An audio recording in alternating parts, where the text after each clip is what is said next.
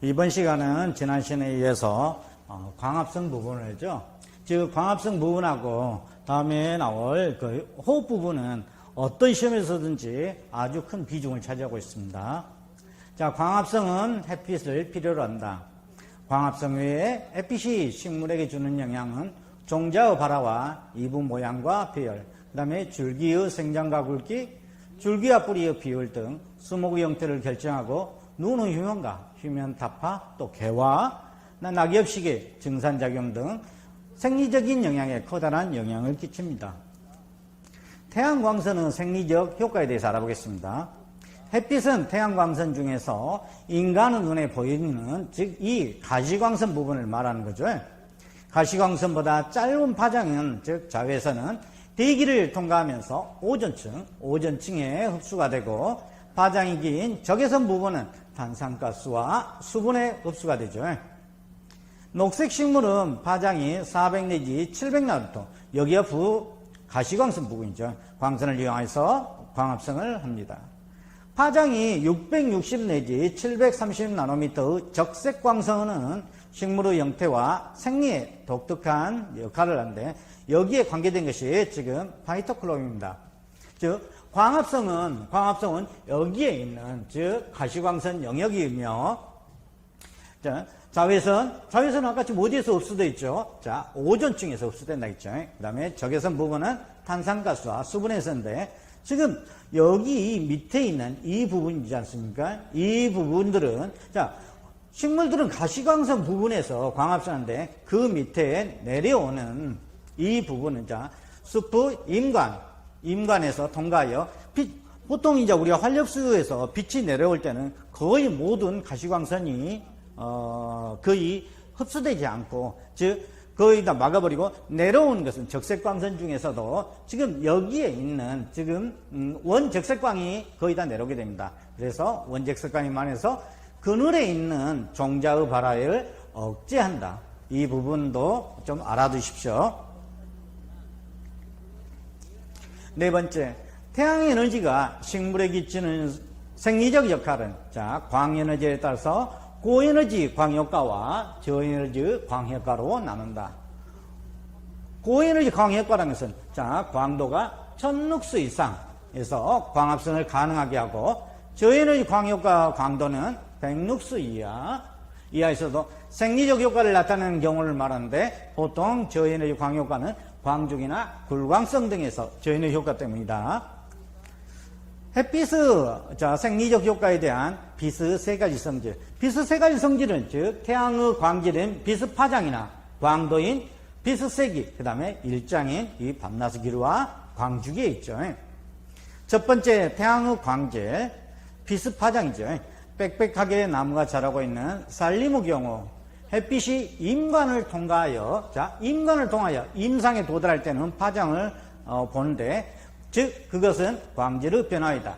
단풍나무 활엽수로 밑의 임상에는 파장이 긴 적색광선이다. 파장이 긴 적색광선이 주종을 이루고 있으며, 소나무 진엽수로 밑에서는, 자, 가시광선이 스펙트럼이 골고루 불편한데, 자, 소나무 우리가 잎을 볼 때는 잎에서 지금 듬성듬성 있죠. 지금 활엽수 같이 잎이 빡빡하게 내리는 것이 아니라 내려올 때 어느 정도의 빛은 받게 됩니다. 두 번째, 광도, 빛의 세기.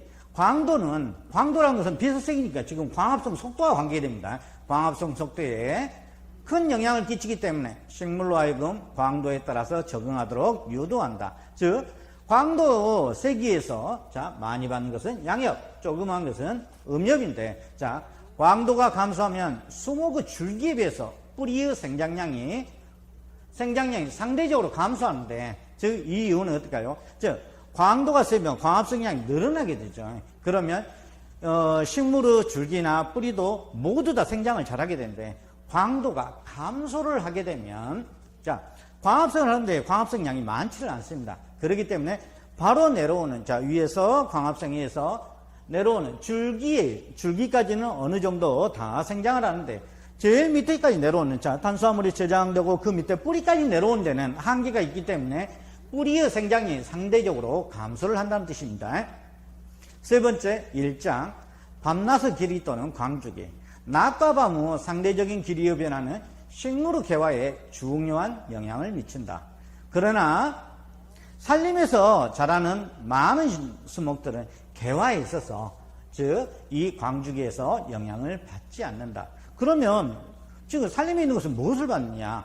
광주기 대신 생장 개시 및 휴면에 더 중요한 영향을 끼칩니다. 자, 일장에 관계된 것은 자 초본류에서 큰 영향을 주고 산림에서 있는 나무들은 생장 개시와 휴면에 더 중요한 영향을 끼칩니다.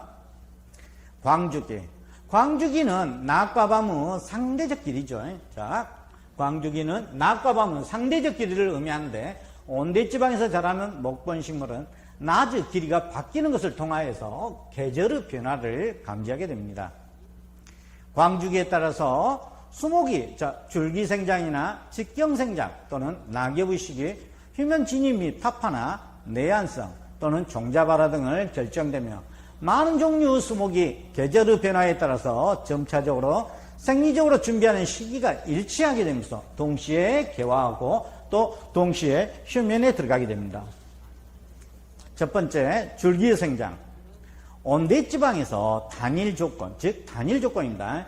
단일 조건이라는 것은 자 수목의 경우 줄기 생장을 정지를 시키죠. 그 다음에 동화. 자 줄기 생장을 정지를 시켰으니까 이제 동화를 형성해 줘야죠. 빨리 동화를 촉진하고 장일 조건은 휴면을 지연시키거나 억제를 하는 거죠. 반대라고 생각하시면 된다. 광주기는 줄기 생장의 양상과 눈 후 휴면 진입 시기를 결정하며 다가오는 추운 겨울을 알려주는 지표가 되죠. 고정생장을 하는 수목은 낮 시간이 긴 여름 일찍 줄기생장을 정지를 하겠죠. 자, 여름에 일찍 줄기생장을 정지를 하죠. 중단을. 일장이 짧아지는 것에 대해서 자, 줄기생장이 정지가 이루어지죠.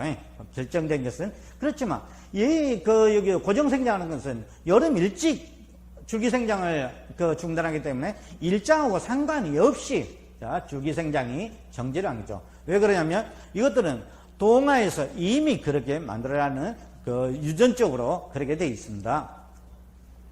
자유생장하는 수종은 가을까지 자, 가을까지 줄기생장을 계속하기 때문에 단일 조건에 의해서 생장이 정지된다고 합니다. 이 부분은 자, 장일 조건일 때는 계속 줄기생장이 이루어지지만 햇빛의 밤낮의 길이에서 낮의 길이가 그만큼 짧은 단일 조건에서는 생장을 정지하게 되죠. 그 다음에 유한생장.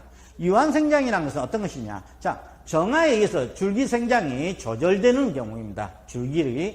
정화에 의해서 줄기생장이 조절되는 경우를 말하는데 수목을 단일 조건에 두면 휴면 상태의 정화를 형성하게 되죠. 그 다음에 무한생장 같은 경우는 정화를 형성하지 않는 경우에 수목은 단일 조건, 즉 햇빛이 짧아지는 단일 조건에서는 줄기의 끝이 죽어버리면서 생장을 정지한다.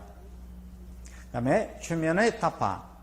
유럽 적송과 참나무는 여름 일찍 동화를 형성하는 고정생장이죠. 보통 적송하고 즉 참나무하고 자 고정생장은 어떤 거였죠? 소작과 고정에 너도 동참했느냐 그거였죠. 여름에 형성되는 눈의 휴면은 장일철이나 연속광선, 지금 여기서는 여름입니다. 여름에 형성된 눈의 휴면은 장일철이나 연속광에 의해서 없앨 수가 있습니다. 그러나 이들 수정은 즉 동화가 한겨울에 휴면 상태에 있을 때는 장일철이라서 휴면을 타파할 수가 없습니다. 그리고 단지 이 저온처리만으로 해서 효과가 있게 되죠. 세 번째, 낙엽. 낙엽은 광주기에 결정되는 수종과 또 온도에 의해서 결정되는 수종으로 이제 나누게 됩니다. 튤립나무는 장일 조건에서 잎이 붙어 있고 또 단일 조건에서는 낙엽이 지는 거죠. 아카시나무와 자작나무는 단일 조건에서 온도가 내려가지 않으면 잎이 붙어 있게 되죠. 그 다음에 아까 지금 튤립나무는 장일 조건에서만 잎을 붙어 있고 자작나무 아카시나무는 온도하고 연관이 있죠. 직경생장. 수목의 직경생장은 광주기에 영향을 받는다. 많은 수목의 경우 직경생장은 줄기가 자라고 있는 동안에 이루어지며 줄기가 정지하면, 줄기 생장이 정지하면, 즉 직경생장도 중단하게 됩니다. 이것은 옥신과 관계되어 있는데, 자, 옥신이 지금 눈에서 이제 만들어지죠. 그러면 햇빛도 받고 어떤 모든 조건을 받았을 때 하면서 옥신을 만들게 되는데, 햇빛이 점점 적어지는, 즉 단일 조건으로 되게 되면 옥신의 양이 그만큼 줄어들게 되죠.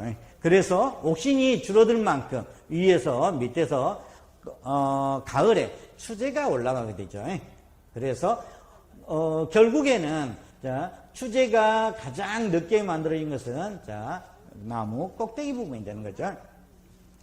줄기가 식물 호르몬을 생산하여 밑으로 내려 보내면서 자, 옥신에 의해서 형성층의 세포 분열이 촉진됩니다. 곧 광주기는 줄기의 생장과 직경생장에 함께 영향을 준다고 할 수 있습니다. 고정생장을 하는 수목의 경우 줄기 생장은 자, 여름에 일찍 정지를 하죠.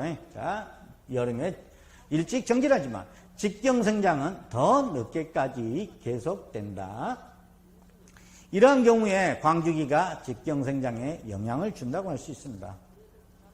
지역품종, 북반구 고위도에서는 자, 생육기간이 짧은 반면에 여름에 일장이 길다. 이러한 곳에서 자라는 수목은 일장이 짧아지기 시작하면 즉시 생장을 이제 정지를 하겠죠. 줄기 생장을 정지하겠죠.